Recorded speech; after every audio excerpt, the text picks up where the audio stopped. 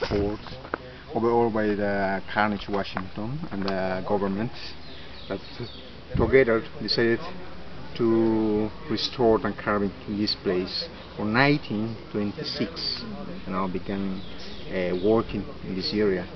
So what you're going to find here is the arch that was very important in the Mayas, but it's not like in the Europe that sometimes we are thinking about the arch that it's an arch of triumph or something. Now, in reality, the arches by the Mayas is only the entrance to the city. This is what is the meaning, the entrance at the city.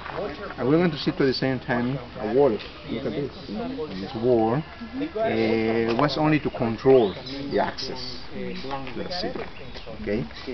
So we are talking about remember, what's the classic period in Uxmal. Here we are talking about post-classic, but it's early post-classic period. That means that was abandoned to more or less in the 14th century. And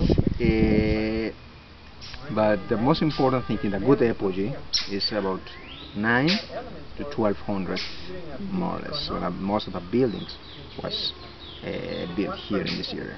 We're going to find two kinds of architecture. One that is called Old Chichen and New Chichen.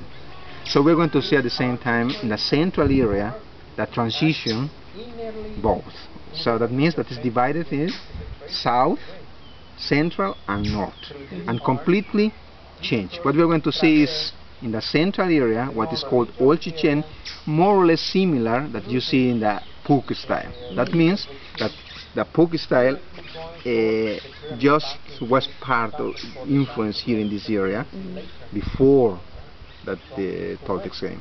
When the Toltecs came, both combined. So we're going to see how change the architecture, how change the religion, or change in some ways, and we're going to see what is called syncretism in the center, overall in the central area. Okay, so another thing that is about the habitants, talking about habitants, the idea was more or less 50,000 people in a good apogee of this area. And remember,